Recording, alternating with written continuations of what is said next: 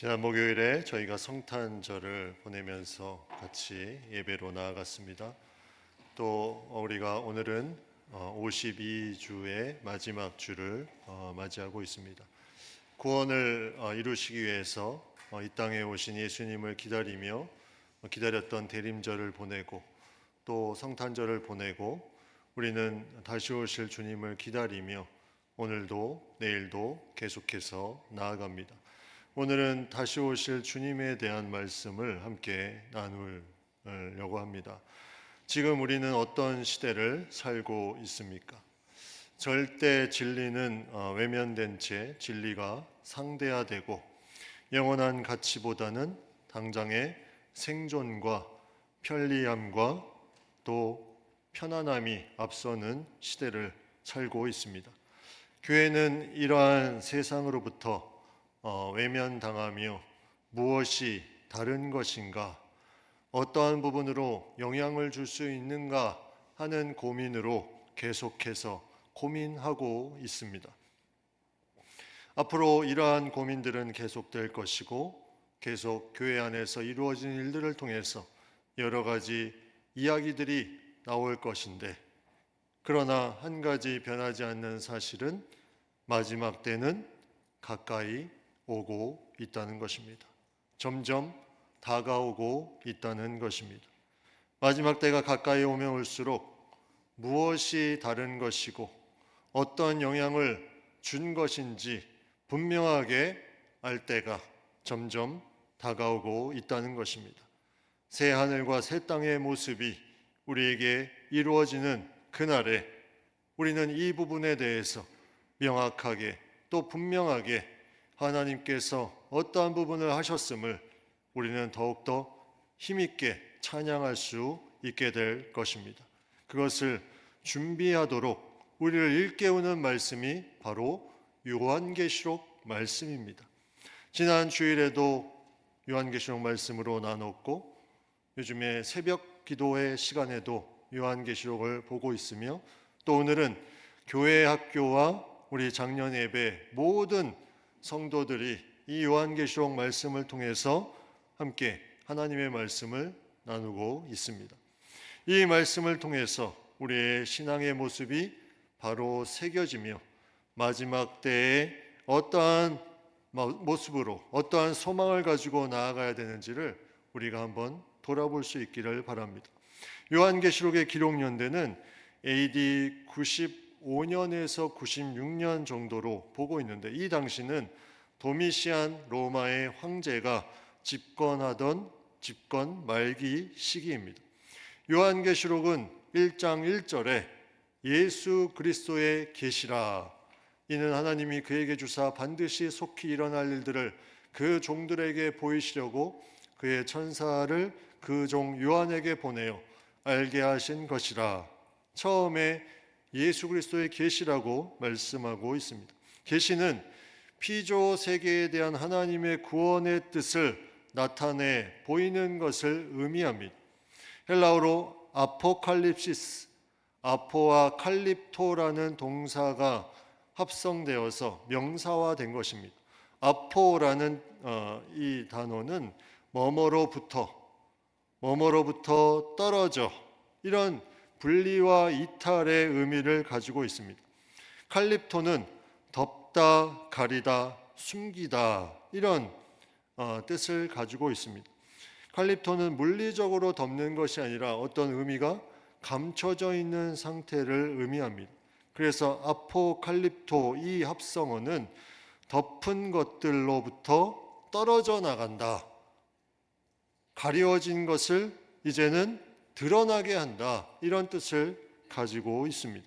그것을 명사형으로 한 것이 바로 계시, 아포칼립시스입니다. 드러내 보인다는 것이죠. 이제는 예수 그리스도의 드러내 보임의 그 역사가 나타날 것이다. 궁금해하고 계속 질문을 던졌던 그러한 부분들을 분명하게 알게 될 것이다. 요한계시록을 묵시문학에 속한다고 말합니다. 묵시문학이란 BC 200년경부터 AD 100년까지 유대교에서 널리 퍼져 있던 하나의 문학 사상이었습니다. 이 묵시 문학의 많은 내용들은 상징과 환상과 비유로 많이 되어 있으며 하나님의 통치와 종말론적인 최종 승리에 중점을 두고 있습니다. 그래서 계시라는 말은 이 묵시 문학의 특징을 잘 포함하고 있는 그런 부분이 있습니다. 그래서 요한계시록을 보면 많은 은유와 상징들이 나오고 그 가운데 하나님의 통치하심과 또 이것을 통해서 마지막에 이루실 종말론적인 최종 승리를 여기 이 요한계시록에 우리에게 들려주고 있습니다. 이러한 요한계시록의 모든 글을 통해서 우리는 이 부분이 지금은 희미하게 보여지지만 점점 이것이 우리에게 강하게 나타나는 그런 예언적인 메시지와 또 이것을 통해서 하나님께서 마지막 때를 살아가는 모든 성도들에게 선포하는 그런 귀한 메시지를 우리가 들을 수가 있습니다. 많은 시각적인 이미지와 많은 비유들이 우리를 해석하기 어렵게 하지만 그것들이 명확하게 분명한 뜻이 있으며 그것으로 말미암아 우리가 어떠한 인생을 살아야 되는지를 우리에게 들려주고 알려주고 있는 말씀이 바로 요한계시록입니다.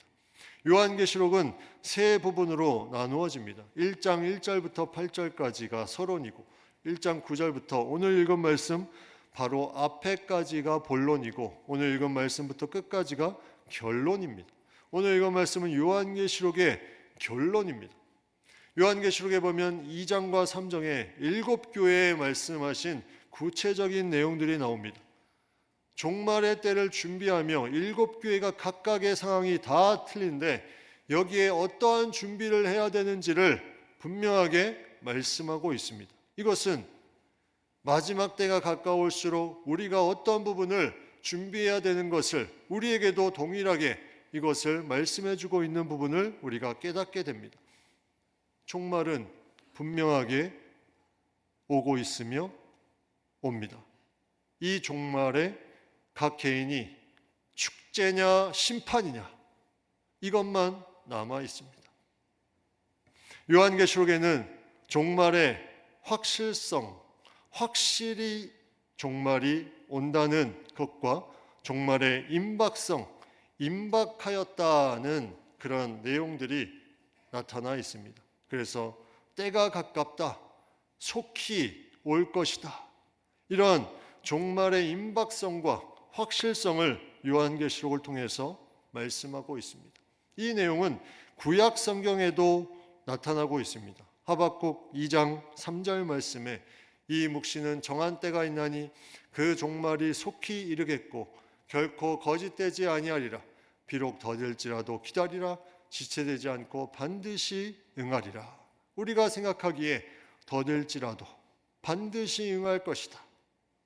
그리고 속히 이를 것이다. 그렇다면 우리는 여기서 질문을 던지게 됩니다.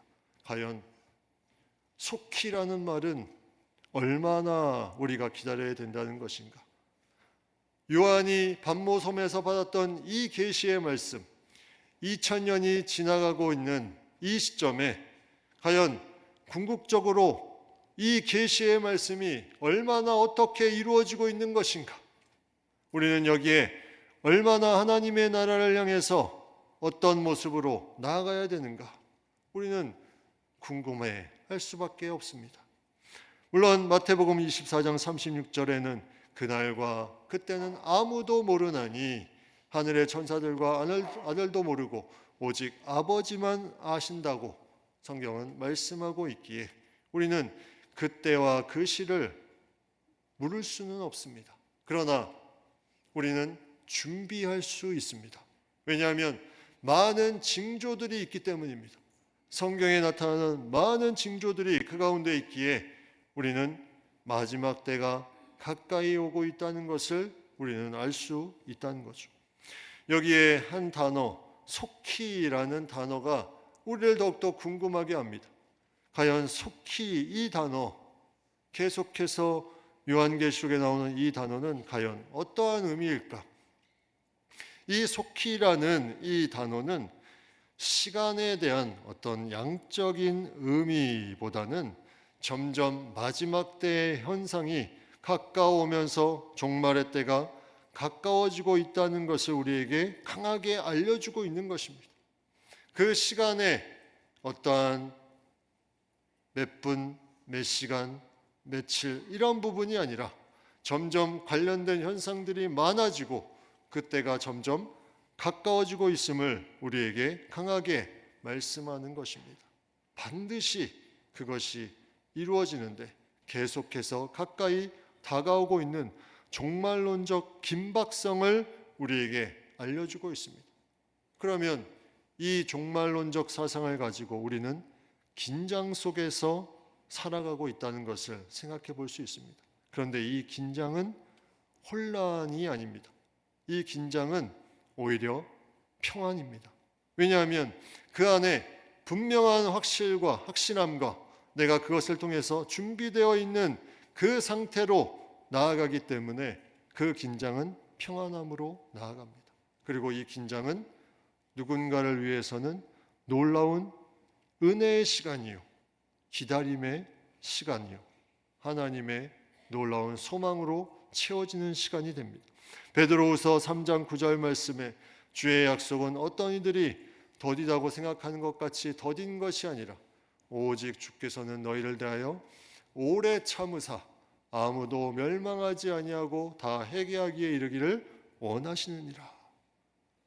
오래 참으사 아무도 멸망하지 않고 다 회개하기에 이르기를 원하신다.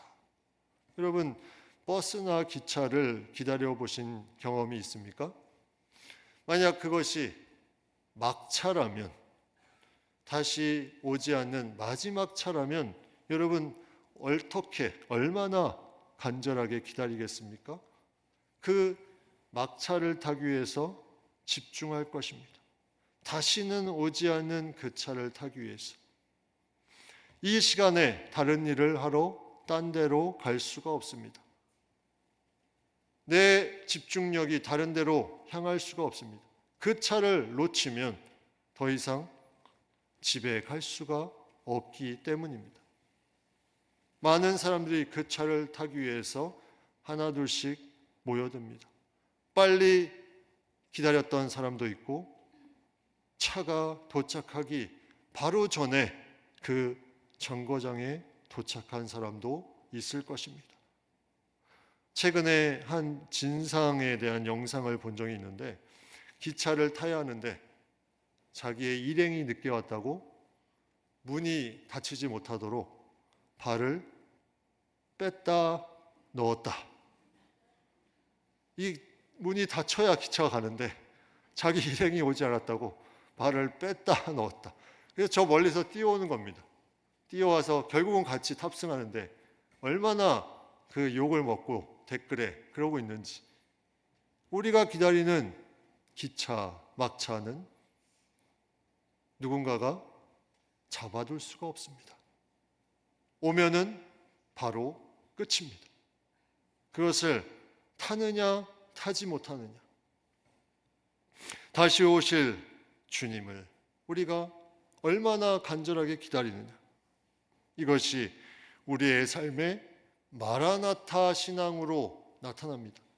로마의 압제하에 정치적으로 힘들고 핍박과 내적인 혼란 속에 있었던 이 시기에 그들이 어떠한 마음으로 신앙생활을 하며 나아갔을까? 여기에 마라나타의 신앙이 이들에게 있었다는 거죠. 마라나타의 뜻은 주 예수여 오시옵소서 이런 뜻입니다. 마라나타는 아람어입니다. 아람어인데 이것을 번역하지 않고 그대로 헬라어로 표기한 구절이 고린도전서 16장에 나옵니다. 고린도전서 16장 22절에 만일 누구든지 주를 사랑하지 아니하면 저주를 받을지어다. 우리 주여 오시옵소서. 여기에 우리 주여 오시옵소서가 그대로 헬라어 표기로 마라나타라는 아람어가 쓰이고 있습니다. 여러분 우리도 외래어인데 그대로 쓰는 게 많죠. 버스나 택시, 영어이지만 우리가 그대로 사용합니다. 그대로 사용한다는 것은 그 당시에 많이 사용했기 때문에 외래어로 그냥 굳어진 그 나라 말이 돼버리는 거죠. 마라나타도 그 당시에 그랬습니다. 이 힘들고 어려운 백성들이 주여 오시옵소서, 이 마라나타의 신앙을 가지고 계속해서 나아갑니다. 이것을 통해서 하나님을 더욱더 의지하게 됩니다. 주를 사랑하지 아니하면 저주를 받을지어다. 우리 주여 오시옵소서. 주를 사랑하지 않는 것은 다시 오실 주님을 외면하는 삶으로 생각할 수 있습니다. 다시 오실 주님을 생각하지 않는 것이, 주를 사랑하지 않는 것이 바로 그것임을 우리가 생각해 볼 수 있습니다. 이 마라나타는 두 가지 해석을 할 수 있습니다. 첫 번째는 이 아람어의 마란 그리고 아타라는 두 가지로 구분해서 볼 수 있습니다. 마란, 아타. 마라는 우리의 주님이라는 뜻입니다. 아타는 오셨다. 우리의 주님이 오셨다. 이거는 재림에 대한 확실성을 선포하는 것입니다. 마란, 아타. 그 다음에 두 번째 해석은 마라나타입니다. 마라나타. 이거는 번역이 조금 다릅니다. 우리 주님이 오시옵소서, 주여 오시옵소서. 간절한 기도의 형식을 가지고 있는 것이 마라나타이고, 마란아타는 오심에 대한 확실성을 가지고 주님이 오셨음을 선포하는 것입니다. 그런데 이 초대교회에서는 이 두 가지가 같이 사용되었습니다. 그 말은 확실성이 있는 종말에 대한 믿음을 가지고 그들이 소망을 가지고 간절하게 기도하며 나아가는 그 부분이 바로 마라나타였다는 것입니다. 우리에게도 이 마라나타 신앙이 필요합니다. 마라나타는 신학적인 용어가 아닙니다. 이거는 삶의 방향성입니다. 내가 회피하고 도피하고 싶을 때, 내가 너무 힘들 때 주여 오시옵소서, 그런 때 쓰이는 것이 마라나타가 아닙니다. 내가 절망 가운데 이제는 아무것도 할 수 없어서 주여 오시옵소서, 이런 때 쓰이는 것이 아닙니다. 마라나타는 그 자체가 주님 다시 오십니다. 주님 내가 다시 오실 것을 기다리며 준비합니다. 기대합니다. 이런 뜻의 놀라운 신앙의 고백입니다. 주님이 오시는 것은 생각하지 않은 날 올 수 있다. 분명히 성경은 말씀하고 있습니다. 마태복음 24장 48절에서 51절. 만일 그 악한 종이 마음에 생각하기를 주인이 더디 오리라 하여 동료들을 때리며 술 친구들과 더불어 먹고 마시게 되면 생각하지 않은 날 알지 못하는 시간에 그 종의 주인이 이르러 어미 때리고 외식하는 자가 받는 벌에 처하리니 거기서 슬피 울며 이를 갈리라. 예수님을 구주로 영접하지 않는 자, 생각하지 않는 날 알지 못하는 시간에 그 마지막 때를 맞이하게 된다.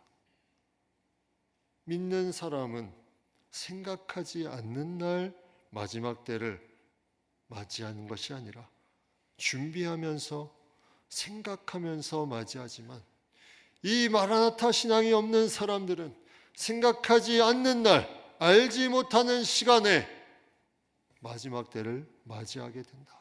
그래서 성경은 기름을 잘 준비한 다섯 처녀처럼 우리가 종말의 때를 잘 준비하고 있어야 됩니다. 왜냐하면 생각하는 중에 종말을 맞이해야 하기 때문이죠.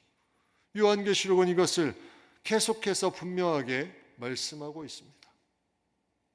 저는 신학교를 다니면서 많은 신학적인 내용들을 배우고 익혔는데, 그 중에 제가 저희 신학의 가장 중요한 부분을 말한다면 바로 저는 종말론적 신학을 제가 말할 수 있습니다. 예전에 어떤 분이 저를 위해 기도해 주실 때 기도 중에 갑자기 종말에 쓰임 받으리라, 이 말씀을 하시고 6개월 후에 세상을 떠나셨습니다. 그 중요한 말씀을 남기시고 더 이상 물어볼 수도 없게 그분은 떠나시고 종말에 쓰임 받으리라. 저는 그 당시에 그 얘기에 대해서 그렇게 크게 생각하지 않았습니다. 왜냐하면 모든 사람들의 성도가 다 종말을 향하여 가고 있기 때문에 다 쓰임 받는 것. 그런데 그 부분에 대해서 계속 고민이 되었습니다. 종말에 쓰임 받는다는 것이 무엇일까? 그러는 가운데 제가 지금까지 처음이자 마지막으로 만든 카페가 하나 있습니다. 커피 마시는 카페가 아니라 인터넷 카페. 거기에 글을 올리는 카페. 거기에 무엇을 올렸냐면 종말의 징조를 성경에 쭉 찾았습니다. 한 24개 정도의 징조가 나옵니다. 거기에 지금 벌어지고 있는 사회 현상들을 그 징조에 맞게 하나하나 다 맞춰서 올리는 작업을 그 당시 한 3년 동안 했던 것 같습니다. 지금부터 한 15년 전에. 그 내용이 지금도 검색해 보니까 있더라고요. 회원수 2명. 저와 제 아내입니다. 다 나가고 관리를 안 하니까. 근데 다시 이 부분을 하고 싶은 마음이 생깁니다. 이 시대의 현상들을 통해서 성경의 종말들이 어떻게 이루어지고 있는가, 그것을 우리가 알면서 더 잘 준비할 수 있겠다는 그런 생각을 해봅니다. 오늘 말씀은 우리에게 분명하게 이 종말의 때 어떠한 부분을 가지고 나아가야 되는지 7절 말씀에 이렇게 말씀합니다. 보라, 내가 속히 오리니 이 두루마리 예언의 말씀을 지키는 자는 복이 있으리라 하더라. 말씀을 지키는 자가 복이 있으리라. 두루마리 예언의 말씀은 요한이 받았던 말씀과 함께 하나님의 말씀을 포함해서 이 말씀을 지키는 자는 복이 있도다. 여러분, 말씀의 홍수 속에 우리는 살고 있습니다. 어디를 가나 말씀을 스마트폰만 켜면 또 TV만 틀면 말씀이 흘러나옵니다. 말씀의 홍수 속에 말씀을 듣는 것이 복이 있으리라 이렇게 말씀하지 않고 내가 속히 오리니 말씀을 지키는 자가 복이 있으리라. 여러분, 이거는 중요한 것입니다. 종말을 준비하는 것은 말씀을 지키는 것 외에 없습니다. 말씀을 지키는 것이 복이 있다. 그래서 여러분, 오늘까지 성경 아카데미 신청을 받습니다. 아직 신청하지 않으신 분들은 말씀을 가까이 하는 그 자리로 달려갈 수 있기를 바랍니다. 말씀을 지켜야, 알아야 지킵니다. 두 번째는 오늘 말씀의 9절에 이렇게 말씀합니다. 그가 내게 말하기를 나는 너와 내 형제 선지자들과 또 이 두루마리의 말을 지키는 자들과 함께 된 종이니 그리하지 말고 하나님께 경배하라 하더라. 요한이 이 모든 환상을 통해서 말씀을 듣고 천사를 경배했을 때 천사가 한 말입니다. 나도 너와 같은 종이다. 나에게 그리하지 말고 나에게 경배하지 말고 하나님께 경배하라. 아주 훌륭한 천사이죠. 바울도 루스드라 선교시에 그가 나면서부터 걷지 못한 자를 치유하는 내용이 나옵니다. 그 일로 바울과 바나바를 루스드라 주민들이 신처럼 경배하려고 합니다. 그때 바울과 바나바가 비슷한 말을 합니다. 우리도 여러분과 같은 성정을 가진 사람이다. 너희가 사람을 섬기는 것이 아니라 다른 우상을 섬기는 것이 아니라 하나님께로 돌아올 수 있도록 우리가 이 일을 하는 것이라 이렇게 말합니다. 그런데 현대는 어떻습니까? 개인이 경배를 받으려고 하는 것이 상당히 많아지고 있습니다. 개인이 신격화되고 인기와 명예와 권력과 재물이 신격화됩니다. 그 앞에 무릎을 꿇습니다. 경배해야 될 것을 경배하는데 다른 것을 경배하고 있습니다. 로마의 이 핍박 가운데 얼마나 고민이 됐겠습니까? 그런데 오늘 말씀을 통해서 알 수 있는 것은 너희가 그러한 가운데 마라나타 신앙, 반드시 내가 올 것과 그 옴에 대한 확실성과 간절함을 가지고 이 어려움을 이겨내라. 여러분, 마지막 때가 오면 올수록 이 두 가지가 우리에게 중요합니다. 말씀을 지키는 것과 하나님만 경배하는 것. 이 두 가지만 있으면 됩니다. 말씀을 지키는 것과 하나님만 경배하는 것. 그러면 우리는 잘 준비하고 있는 것입니다. 마지막 때 종말이 심판이 아니라 축제의 모습으로 우리가 나타나기 위해서 우리는 이 두 가지를 명확하게 마음에 새겨야 됩니다. 예수님께서 이 땅에 유일한 왕으로 오셨습니다. 우리는 성탄절을 보내고 이제는 다시 오실 주님을 기다리며 나아갑니다. 모든 이 땅에 왕으로서 나서려는 것들이 있지만 예수 그리스도만이 유일한 왕이심을 우리가 기억하며 다시 오심의 확실성을 가지고 이 걸음을 제대로 나아갈 수 있는 것, 이것이 아름다운 마라나타의 신앙입니다. 이것을 누가 보게 되는 것입니까? 오늘 요한계시록 1장 7절에 이렇게 말씀합니다. 볼지어다 그가 구름을 타고 오시리라. 각 사람의 눈이 그를 보겠고 그를 찌른 자들도 볼 것이요 땅에 있는 모든 족속이 그로 말미암아 애곡하리니 그러하리라. 아멘. 누가 보는 것입니까? 믿음이 있는 사람만 종말을 보는 것이 아닙니다. 그를 찌른 자들도 볼 것이다. 예수를 핍박했던 자들, 마지막 때에 그날에 심판의 날이 될 것임을, 애곡할 것임을 말씀하고 있습니다. 그날이 잔치와 축제의 날이냐 심판의 날이냐, 모든 사람이 종말의 예외가 없습니다. 모든 사람이 다 볼 것이다. 그렇기 때문에 오늘 10절 말씀에 이 두루마리 예언의 말씀을 임봉하지 말라. 때가 가까우니라. 더 이상 감추지 말고 선포하라. 다 나타내라.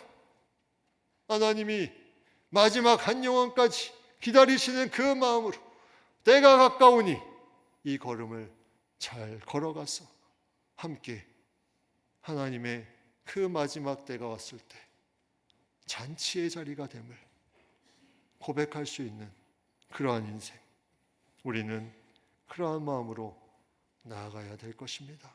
우리의 신앙이 종말을 기다리며 확신을 가지고 나아가는 그 믿음, 우리에게는 이 땅을 살아갈 때 너무나 중요합니다.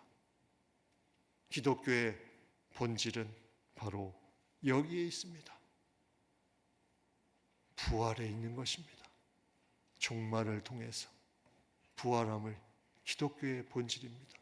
이것을 이 로마의 압제 가운데, 지금 이 시대의 핍박 가운데 있는 우리의 모습처럼 그러한 부분을 가지고 나아가는 이 백성들, 요한계시록의 마지막 말씀, 요한계시록 22장 20절 21절 다 같이 한 목소리로 같이 봉독하겠습니다. 이것들을 증언하신 이가 이르시되 내가 진실로 속히 오리라 하시거늘 아멘. 주 예수여 오시옵소서. 주 예수의 은혜가 모든 자들에게 있을지어다. 아멘. 종말을 확신하며 준비하며 기다리는 여러분에게 주 예수의 은혜가 충만하게 넘치기를 간절히 축원합니다.